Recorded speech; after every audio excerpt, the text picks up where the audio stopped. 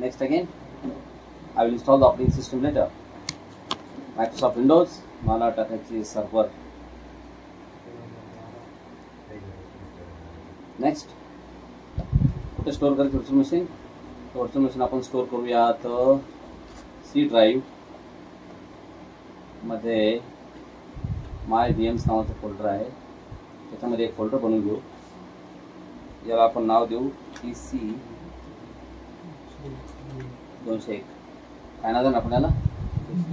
DC आपण याला नाव देऊ DC 500.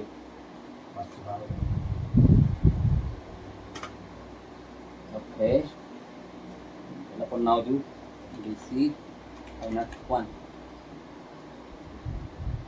BIOS number of 1 with 2 processor cores, 2 GB of RAM, not rich mode, lesser logic SAS, SCSI hard disk, create new virtual disk, FTP to your 200 GB, store the virtual disk as a single file, don't allocate all the disk space now.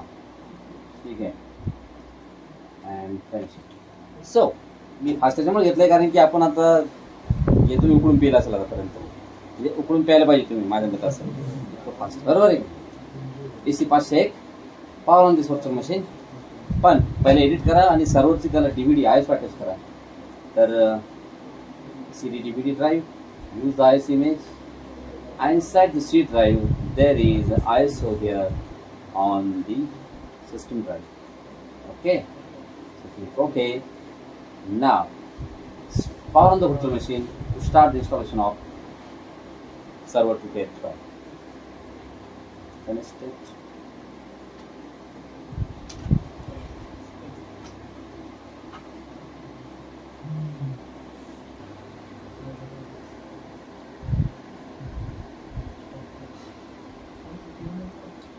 तर installation करताना language आपल्याला English घ्यायची आहे आणि time and currency format इथे English India घ्या. As you know installation जर तुम्ही 8 and 10 केलं आहे ना, सर्व्हर कोरला आपण हा वरचा ऑप्शन घेत होतो, server 2012 R2 standard server core. तर आपण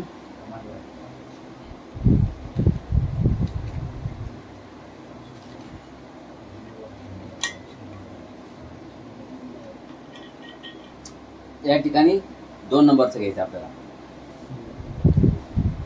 Windows server 2012 R2 standard server with graphical user interface. काय रे?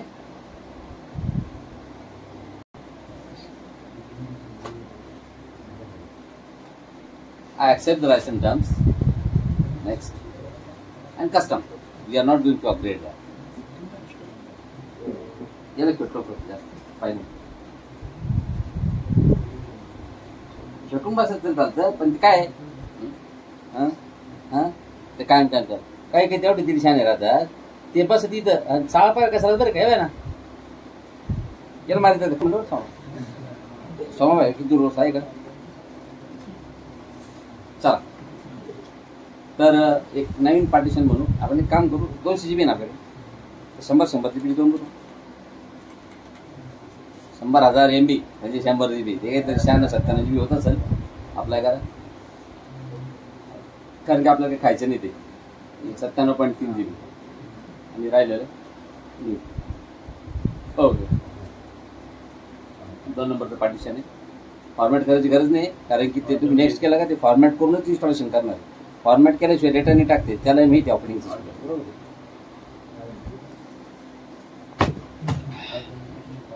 आता बिलकुल आवाज नको मला, ठीक आहे. चला तर आपण आता काय करूया, इन्स्टॉलेशन झालं. सगळ्यात पहिले आपण आता पासवर्ड टाकूया. पासवर्ड नाही PP@WWRD. खूप सारं प्रिपरेशन बाकी आहे, IP ॲड्रेस द्यायचा आहे, ठीक आहे ना. पासवर्ड तर दिला. आता स्क्रीन मोठी करून घ्या, म्हणजे जेणेकरून आपल्याला कसं याच्यामध्ये टूल्स नाही इन्स्टॉल होते. VMware टूल्स इन्स्टॉल करायचं अपडेट करावं. अपडेट करायला कोण टाइमपास करेल, VMware टूल इन्स्टॉल नाही होत. तर ह्या ठिकाणी व्ह्यूमध्ये जा. व्ह्यूमध्ये गेल्यानंतर स्ट्रेच गेस्ट आणि फ्री स्ट्रेच, ठीक आहे. स्ट्रेच झालं. आता लॉगिन करा. पासवर्ड ॲडमिनिस्ट्रेटरला पासवर्ड दिला. आता सगळ्यात पहिले काय करायचं बघा, सगळ्यात पहिले तुम्हाला जे टास्क करायची ती म्हणजे याला एक आयपी ॲड्रेस देऊन टाका. तर एक आयपी ॲड्रेस देऊ आपण.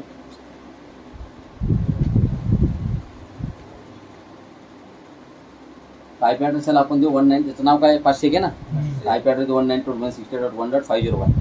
ठीक आहे ना. तर 500 बरोबर येईल का 502? 503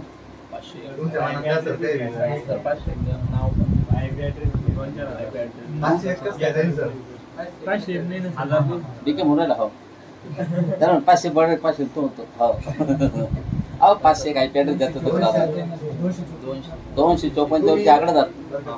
253 पर्यंत घेतली काय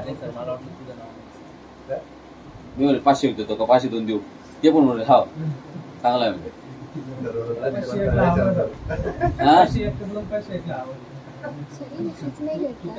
कलाकार लोक आहे तुम्ही. बघा 192.168.1. आता नाव 500 न द्यायला पाहिजे आपण. नाही नाव 500 दिले आपल्याला नाव दिले अजून. या सर्वाला आपण नावच दिलं नाही अजून. ठीक आहे आपण याला आयपी ॲड्रेस समजा याला देऊ आपण 200. ठीक आहे 200. आणि हा स्वतः डीएनएस सर्व्हर राहणार त्यामुळे डीएनएस आयपी स्वतःचा द्यायचा. नाही दिला तर त्या ऑटोमॅटिक होणारच आहे. याचा आयपी ॲड्रेस 200 राहील. ठीक आहे ना. आणि याचं नाव पण 200 देऊ आपण. या सर्व्हरचं नाव चेंज करू. आता सर्व्हरचं नाव चेंज करण्यासाठी तुम्हाला सिस्टम प्रॉपर्टीने जावं लागेल. इथून सिस्टम प्रॉपर्टीने जाते किंवा इथून जर नाही जायचं तर इथून सर्व्हर मॅनेजरमधूनच जाते ना. ते काय लोकल सर्व्हरवरती जायचं. हे बाई सर्व्हरचं नाव इथं आहे एवढं. इथं क्लिक करायचं तुम्हाला तिथं घेऊन करायचं काय चेंज. आणि याला नाव देऊ आपण DC 200. 200 का आपलं 200 नाही दिले पहिले 100 घे. हे आता जुन्या सर्व्हर ते काढून टाकू आपण त्याला. त्याचं ते पुराणा दौर आहे खतम हो गया. ते चौथ्या मॉडेलपर्यंत ठेवेल त्याला. चौथा मॉडेल संपलं त्याचा दौर संपला त्याचा. ठीक आहे ना. आता तुमचं नवीन सर्व्हर आहे. तुमच्या इथून पुढे 201 आणि तुमच्या डोमेनचं नाव राहील cisco.com. ठीक आहे ना. चला आयपी ॲड्रेस दिलं नाव दिलं. फक्त इथं काय हे जे नाव दिसतं तुम्हाला इथं 500 झालं आहे ना. हे काय इथं कधी चेंज करते त्याचं काय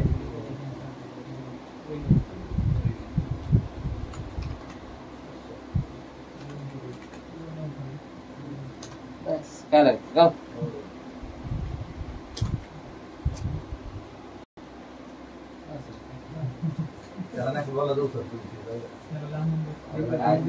पायचं नाम नाही ना पाय वापरून बसतो असं काय कोणी माहिती.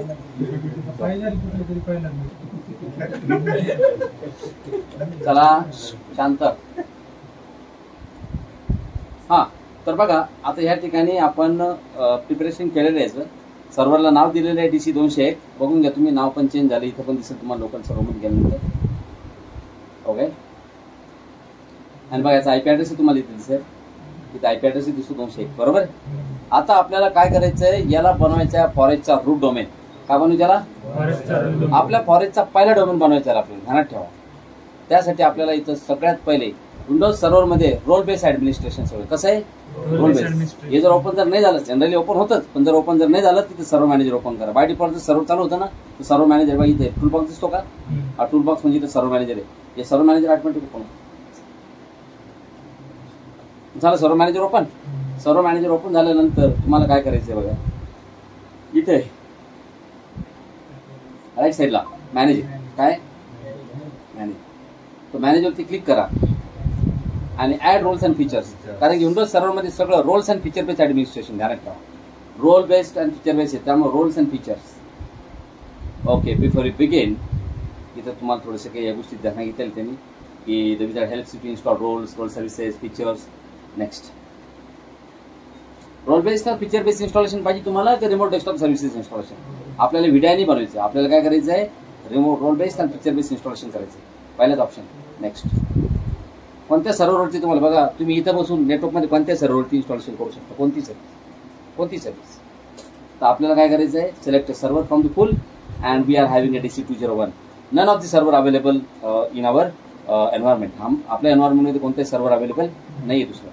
तर सिलेक्ट करा, नेक्स्ट.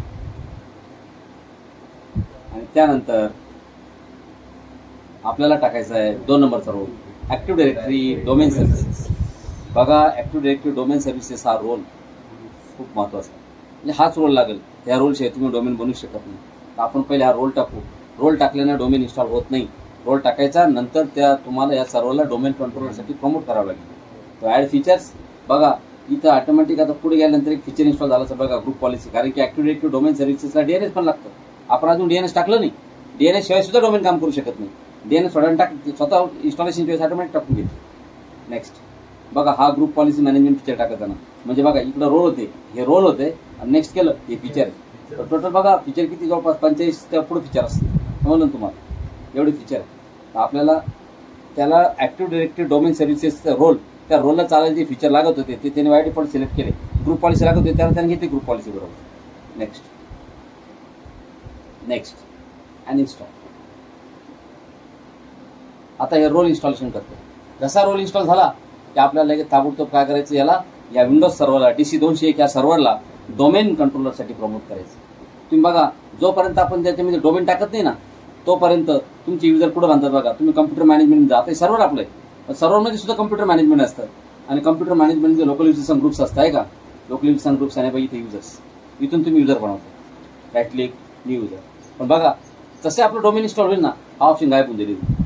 कारण की जे कम्प्युटर डोमेन कंट्रोलर होतं बघा, इथं डोमेन इन्स्टॉल करतोय म्हणजे काय बनतंय, हे बनतंय डोमेन कंट्रोलर. आणि ज्यावेळेस हा सर्व डोमेन कंट्रोलर बनेल ना, तर याच्यावरती लोकल युजर बनणार नाही. याच्यावरती सगळे डोमेन युजर असतील. तर लोकल युजरचा प्रश्न येत नाही. ठीक आहे, आता दिसेल तुम्हाला लोकल युजर. थोड्या वेळ बघा तुम्ही, आता डोमेन इन्स्टॉल होऊ द्या. Yes, successfully done.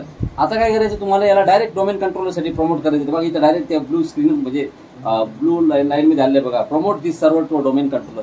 पण चुकीनं तुमच्याकडनं जर क्लोज झालं तरी तुमचं काही टेन्शन नाही. इथून क्लोज जर झालं तरी वरती बघा इथं या वॉर्निंग मास दिसते तुम्हाला. इथं क्लिक करून बघा इथं ऑप्शन आहे promote this server to domain controller आहे. समजा इन केस इथून जर हे निघून गेलं, इथून जर कोणी जर समजा निघत नाही ते तोपर्यंत जोपर्यंत टाकत नाही. पण समजा इन केस काही कारणाशिवाय गेलं इथून निघून, इथून समजा निघून जर गेलं ते, तर तुमच्याकडे अजून एक ऑप्शन आहे बघा. इथं जा तुम्ही ADDS. बघा आता रोल इन्स्टॉल झाला बघा. ADDS पहिले नव्हता. ADDS रोलमध्ये जायचं आणि बघा ह्या ठिकाणी इथं आल्यानंतर हे इथं मोर आहे बघा.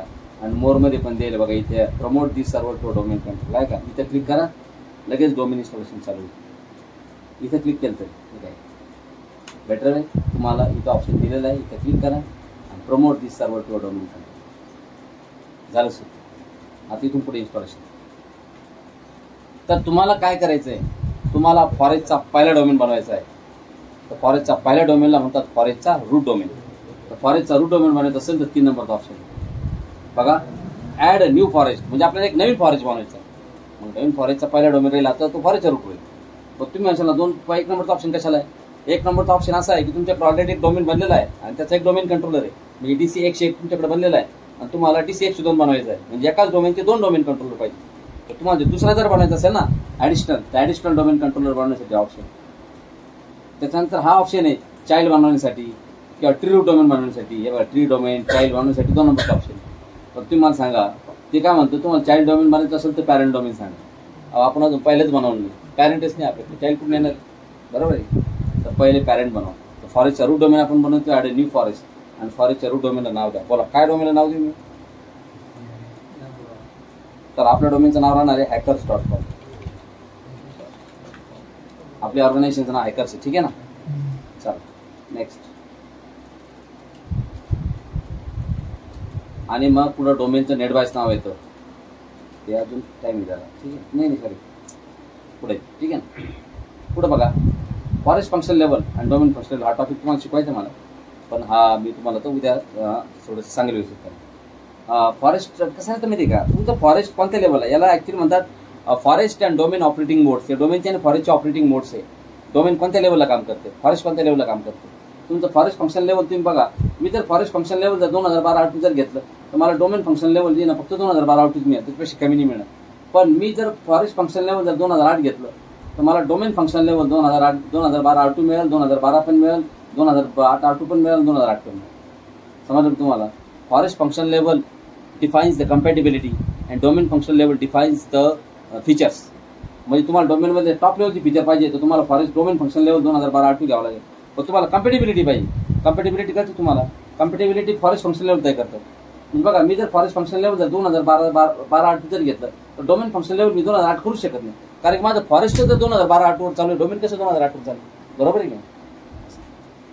आपण काय करू की नंतर तुम्हाला चेंज करता येतं. तुम्हाला जर वाटतं तुम्हाला नाही घ्यायचं, इथं 2012 घेतलं, इथं 2008 घेतलं आणि डोमेन फंक्शन लेवल 2012 घेतलं, तुम्ही दोन्ही नंतर चेंज करू शकता. कळलं का? तर आपण घेऊ 2008 to forest function level, 2012 domain function level. Okay. ते म्हणतो तुम्हाला डीएनएस टाकायचं का? डीएनएस शिवाय डोमेन काम करणार नाही. पण डीएनएस टाकायचं कसं तुम्हाला मी थेरॉटिकल सांगतो. थोडं इन्स्टॉलेशन लावून देऊ. तुम्हाला ॲक्टिव्ह डिरेक्टरीचे थोडेसे इन्स्टॉलेशनचे प्रिरिक्विजिट सांगितलं नाही मी, ते तुम्हाला सांगून देऊ. ओके. तर आपल्याला डीएनएस इथेच टाकायचं आहे. तुमच्याकडे दोन ऑप्शन आहे, एक तर डीएनएस कोणत्या दुसऱ्या सर्व्हरवर टाका आणि इथे डोमेन टाका आणि डीएनएस तिकडे वापरा. मग तुम्हाला काय करावं लागेल, TCP/IP प्रॉब्लेम डीएनएस सर्व्हरचा ॲड्रेसच द्यावा लागला, समजलं तुम्हाला? पण आपण काय करणार आहे, डोमेन आणि डीएनएस दोन्ही एकाच इथेच टाकणार आहे. बघा, ग्लोबल कॅटलॉग काढायला ऑप्शन नाही इथे. ग्लोबल फॉरेस्टचा रूट डोमेन आहे, ग्लोबल कॅटलॉग कसं चालेल तुम्हाला? एखादं चाइल्ड डोमेन म्हणून राहील तिथं ग्लोबल कॅटलॉग नसत चालत, पण याच्यावर नाही, म्हणजे कसं काय चालणार? बरोबर आहे की नाही? स्कीमा पण याच्यावर राहील आणि ग्लोबल कॅटलॉग पण याच्यावर सुरुवात. स्कीमा त्याच्यावरतीच राहणार आहे मरेपर्यंत. त्यानंतर रीड ओनली डोमेन कंट्रोलर बनवायचं आहे. पाहुणे पहिले राईट टेबल तर बनवा. रीड ओनली बनवायचं कधी बनतो रे? रीड ओनली ज्यावेळेस एखादा राईट टेबल तुमच्याकडे आहे. अजून तुम्ही श्रीगणेश केलेलं नाही, अजून तुम्ही डोमेनच काय केलं नाही. पहिला तर टाका एकदा. आता हा पहिला DC 201 हा आपला पहिला डोमेन कंट्रोलर आहे आपल्या डोमेनचा, तो राईट टेबल पाहिजे. चला, पासवर्ड DSRM पासवर्ड द्या. DSRM पासवर्ड म्हणजे डिरेक्टरी सर्व्हिसेस रिपेअर मोड पासवर्ड या रिस्टोर मोड पासवर्ड. डिरेक्टरी सर्व्हिसेस रिपेअर मोड पासवर्ड काय असतो? उद्या जाऊन तुमचा जर ॲक्टिव्ह डिरेक्टरी डोमेन करप्ट झाला तर तुम्ही त्या रिपेअर मोडमध्ये जाऊन त्याला रिपेअर करू शकता. त्यासाठी हा पासवर्ड लागेल. तर हा पासवर्ड फक्त माझ्याकडेच असतो, मी कोणाला देत नाही, कारण की ॲक्टिव्ह डिरेक्टरीचं ट्रबल शूटिंग करणार मीच माणूस आहे.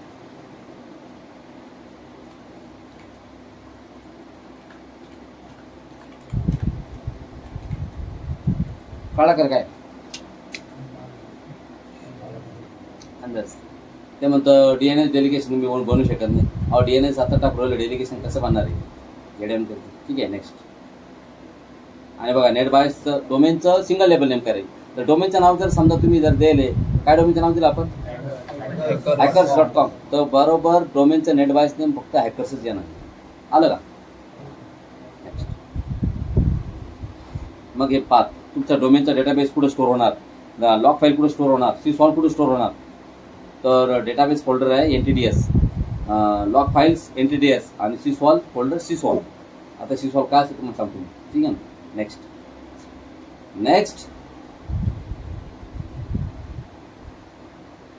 अँड इन्स्टॉल ना. आता थोडंसं प्रिरिक्विजिट चेक करतोय तर बाबा ह्या सर्व्हरवरती तुम्ही डोमेन कंट्रोलर याला बनवू शकता का, डोमेन इथे तुम्ही टाकू शकता का, हे कॅपेबल आहे का, वरती पाहायचं. All prerequisite cheque pass successfully.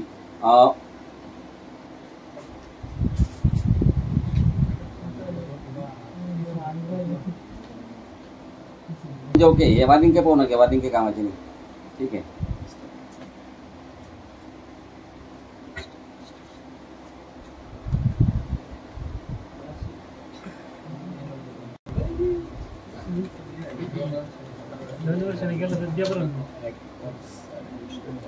Direct लगेच काहीतरी प्लस मध्ये राहील आहे ना. 1 वर्ष 1 महिना तुला देऊ मी 3-4 लाख रुपये कसे पैसे मला समजत काय गेलं ना.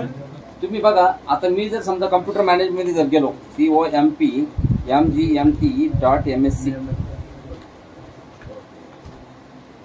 तुम्ही बघू शकता. कम्प्युटर मॅनेजमेंट आहे का त्याचं लोकल युजेशन ग्रुप. आता डोमेन मध्ये इथले जे 2 युजर होते का, ऍडमिनिस्ट्रेटर आणि गेस्ट, हे 2 युजर आता इकडे आले बघा. म्हणजे आता डोमेन मध्ये युजर कसे बनवतात. डोमेन मध्ये तुम्हाला जर युजर बनवायचा असेल तर तुम्हाला जावं लागेल टूल्स मध्ये आणि इथं बघा Active Directory users and computers. बघा नवीन टूल ऍड झाला आता. Active Directory users and computers, Active Directory sites and services, Active Directory domains and trust आणि Active Directory administrative centre, group policy management, हे नवीन टूल ऍड झाले त्याच्यामध्ये. आणि बघा आता युजर बनवण्यासाठी तुम्हाला युजर ग्रुप जर कम्प्युटर हे अकाउंट जर बनवायचं असेल तर या ठिकाणी जा तुम्ही active Directory users and computer. हे बघा तुमच्या डोमेनचं नाव आलं hackers.com आणि hackers.com मध्ये बघा हे पर्टिक्युलर याच्यामध्ये दिलेले तुम्हाला कंटेनर्स. तर बघा ध्यानात ठेवा, हे फोल्डर याच्यामध्ये बिल्ट इन ग्रुप्स आहेत. बघा 2 मुंडी म्हणजे ग्रुप, 2 मुंडी आहे नाही. आणि बघा कम्प्युटर्समध्ये हे कम्प्युटर अजून कोणतंही आपण याला या सिस्टीमचा आपण एकही क्लायंट बनवलेला नाही, तर आपण याचा कोणालाही क्लायंट बनवलेलं नाही. त्यामुळे आता हे सिस्टीममध्ये कोणी कम्प्युटर्समध्ये क्लायंट आहेत. कोणते कम्प्युटर येतात? जे पण डोमेनचे क्लायंट असतात का ते इथे दिसतात. त्याच्यानंतर डोमेन कंट्रोलर्स म्हणजे या डोमेनला चालवणारे सर्व्हर, आणि या डोमेनला किती सर्व्हर चालवत आहे सध्या? एक. त्याचं नाव ETC 201. हे बघा आहे का ETC 201 हा डोमेन कंट्रोलर जो हा डोमेनला चालवतो. कोणत्या डोमेनला? hackers.com. फॉरेन सिक्युरिटी प्रिन्सिपलमध्ये काही नसेल, मॅनेज सर्व्हिस अकाउंटमध्ये काही नसेल. ठीक आहे. युजर्स आता याच्यामध्ये बघा हा एक मुंडेवाला ऍडमिनिस्ट्रेटर, हा इकडे एक मुंडेवाला गेस्ट, दोनच युजर इथं, दोनपेक्षा जास्त युजर नाही. बाकी सगळे डोमेन इन्स्टॉलेशन झाल्यानंतर बनलेले ग्रुप आहेत. डोमेन इन्स्टॉल झालं का त्याचा सगळ्यात पॉवरफुल ग्रुप बनतो एंटरप्राइज ऍडमिन्स. हा सगळ्यात पॉवरफुल ग्रुप आहे. हा बघा हा जो ऍडमिनिस्ट्रेटर असतो का ज्याने इन्स्टॉलेशन केले बाय डिफॉल्ट हा मेंबर असतो या ग्रुपचा. एकदम पॉवरफुल ग्रुप आहे. म्हणजे जो पण ह्या ग्रुपचा मेंबर राहील ना तो तुमच्या फॉरेस्टमध्ये काही करू शकतो. पूर्ण फॉरेस्टमध्ये पूर्ण जंगल पेटू शकतो तुम्हाला असे. म्हणजे पूर्ण फॉरेस्टमध्ये ऍडमिनिस्ट्रेशन किती डोमेन असतो फॉरेस्टमध्ये. तर बघा आपण इथे जर युजर बनायचं ठरला तिथं तुम्ही राईट क्लिक करा खाली एरियामध्ये युजर्समध्ये न्यू. बघा किती ऑप्शन आहे. New computer, new contact, new group, new INET person, MSMQ, MSGS resource properties, MSMQ QRSS, MS imaging PSP, printer, user आपल्याला बनायचं युजर. तरी वयू नाही आलं इथं. वयू ना इथं नाही येत. तुम्ही डोमेनवर राईट क्लिक केला वयू सुद्धा बनवतो तुम्ही. डोमेनवर राईट क्लिक करा न्यू. हे बघा इथं वयू पण आला आहे का ऑर्गनायझेशन युनिट. ह्या युजर्स कंटेन वयूचं सिम्बॉल हे दिसलं का डोमेन कंट्रोलर्स हा वयू आहे. डोमेन म्हणजे वयूचं सिम्बॉल कसं असतं आयडेंटिफिकेशन. हे फोल्डर असतं आणि फोल्डरमध्ये एक पुस्तक असतं. दिसत तुम्हाला? तुम्हाला दिसत नसेल तुम्हाला दाखवतो.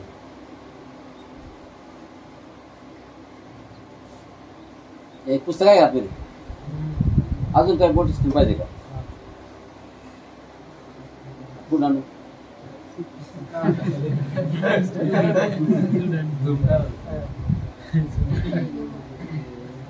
कळा सगळे धरू आपण.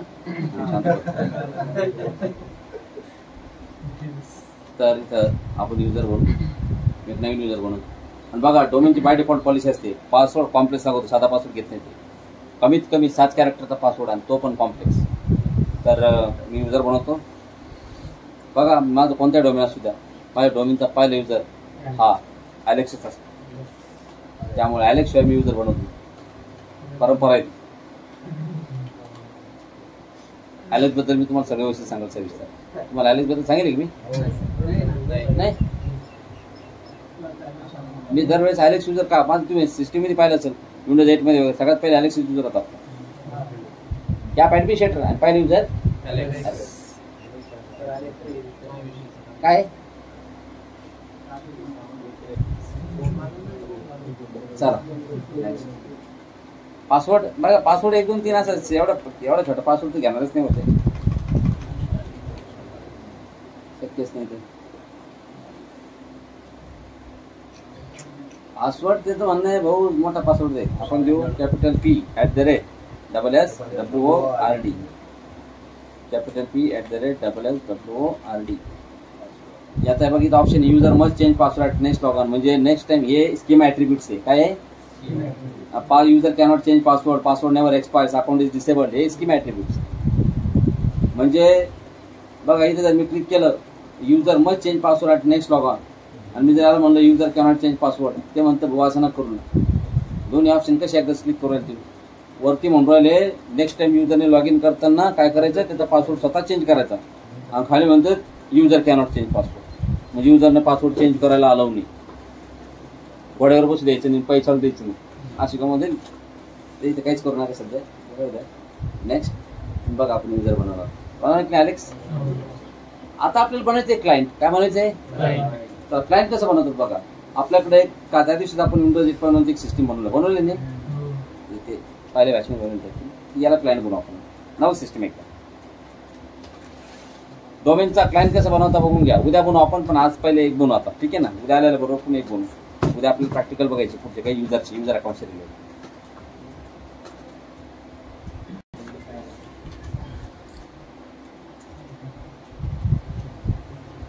ओय बिच्चो चला. तर ह्या कम्प्युटरला पण एक नाव देणे आपल्याला पहिल्याला IP ॲड्रेस द्या. बघा क्लायंट कसं बनवतात लक्ष द्या. पहिले ज्या सिस्टीमला तुम्हाला डोमेनचा क्लायंट बनवायचा आहे त्याचा तुम्हाला TCP/IPच्या प्रॉपर्टीजमध्ये जावं लागेल. तर TCP/IPच्या प्रॉपर्टीजमध्ये जा.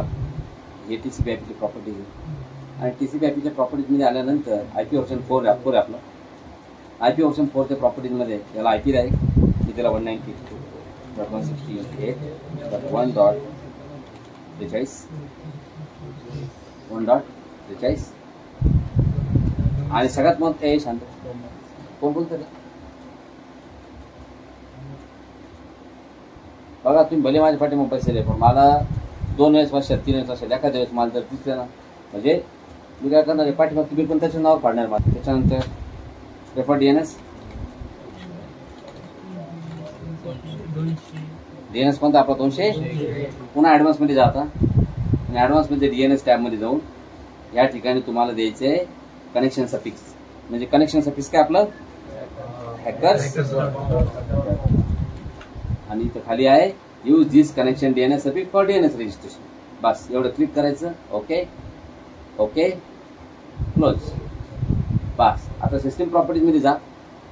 सिस्टीम प्रॉपर्टीजमध्ये म्हणजे माय कम्प्युटरच्या प्रॉपर्टीजमध्ये म्हणजे सिस्टीम प्रॉपर्टीजमध्ये गेल्यानंतर याचं नाव क्लायंट 81 आहे. काय नाव याचं 81.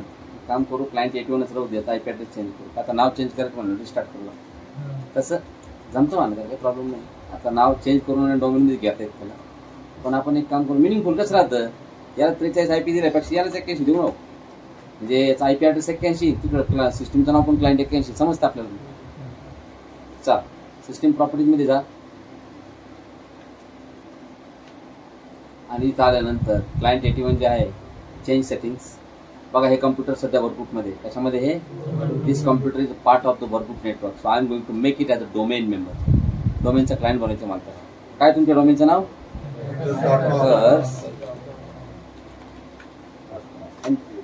ते म्हणतं तिथला जो ॲडमिनिस्ट्रेटर आहे हॅकर्सचा त्या ॲडमिनिस्ट्रेटरची क्रेडेन्शियल द्यावं लागेल तुम्हाला. डोमेनमध्ये असं कोणी कोणाला नाही ॲड करत समजलं ना तुम्हाला. तर डोमेनमध्ये तुम्हाला क्लायंट म्हणून ॲड व्हायचं आहे. असं कोणी कोणाला जर ॲड केलं असतं मी तर बस असते गुगलच्या सर्व्हरमध्ये नाही त्यांच्या डोमेनचं क्लायंट झालं असतं. त्यांची सगळ्या सर्व्हिस तोफात असते बरोबर. तर युजर नेम आहे त्याचा ॲडमिनिस्ट्रेटर आणि त्याचा पासवर्ड आहे. सर क्लायंटनं सर्व्हरला क्युरी विचारलं नसेल का आता आपण ॲक्सेस करायला. हां क्लायंटनं सर्व्हरला क्युरी केली की मला ॲड करा डोमेनमध्ये. मग ते म्हणतं की माझ्या डोमेनच्या ॲडमिनिस्ट्रेटरचा पासवर्ड दे किंवा ज्याला अधिकारी तुला डोमेनमध्ये घ्यायला त्याचा पासवर्ड दे. तू काय म्हणून राहिला मला डोमेनमध्ये दाखल व्हायचं आहे पण त्याचं कोणी म्हणून डोमेन दाखल व्हायचं. हे काम ॲडमिनिस्ट्रेटरच करतो. आता हे क्लायंट मशीन ते ॲडमिनिस्ट्रेटरच बसेल आहे नाही तर ॲडमिनिस्ट्रेटरचा पासवर्ड काय ते काय खवे का कोणी पासवर्ड द्या नंतर बरोबर आहे. तसं स्वतः देतो त्यामुळे तो पासवर्ड टाकू राहिला.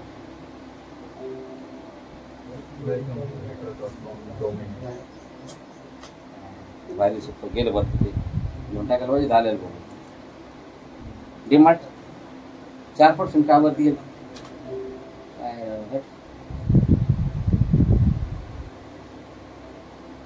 गोमलाडूची नादीच नाही लागला. DC कुठे गेला आपला DC 201 वर जाऊन बघा कम्प्युटर सेक्शनमध्ये बघा लगेच तो क्लायंट इथं आला असेल बघा. लगेच आला का आला ना. हा काय ना रे काय ना क्लायंट येऊन आला की नाही बरोबर. म्हणजे तू तिकडून डोमेनचं क्लायंट बनला लगेच तू इथे येतो. जेवढे क्लायंट बनवू असेल तेवढे सगळे या सेक्शनमध्ये बघा बनला क्लायंट. आता बघा लॉग इन करताना ते म्हणतं क्लायंट 81 कॅप ॲडमिनिस्ट्रेटर क्लायंट 81 त्याला बॅक करा आणि हे बघा आता अदर युजर म्हणा बघा खाली लगेच देऊन आला हॅकर्स आले की नाही. मग आता हॅकरच्या युजरनं लॉग इन करा. तर आपल्याकडे हॅकर्समध्ये युजर आहे जॉली. कोण आहे जॉली. त्याचा पासवर्ड दिला आपण ठीक आहे ना. झालं लॉग इन हवे का जॉली युजर तर बनवले का आपण काही पण आपण कोणतं युजर बनवले बघा हा ॲलेक्स युजर आणि बघा त्याचा पासवर्ड आहे का पासवर्ड बरोबर आहे ठीक आहे. त्याचा पासवर्ड जो आहे आपण कॉम्प्लेक्स दिला होता $P@SSWORD. हे कर्बोराईस आता तिथं डोमेन कंट्रोलवरती ना तो DC 201 आहे त्या DC 201 वरती कर्बोराईस प्रोटोकॉल राहतो. बघा तुम्ही इथं पासवर्ड दिला एंटर केला ना तुम्हाला ताबडतोब सांगते ते पासवर्ड चुकीचा म्हणून किंवा बरोबर आहे. तुम्ही ते पासवर्ड चुकीचा एंटर केलं का किती फास्ट सांगतो बघा तेव्हा चुकीचा. तुम्ही सांग किती फास्ट चेक करता सर वरती सांगा बरं मला तुम्ही.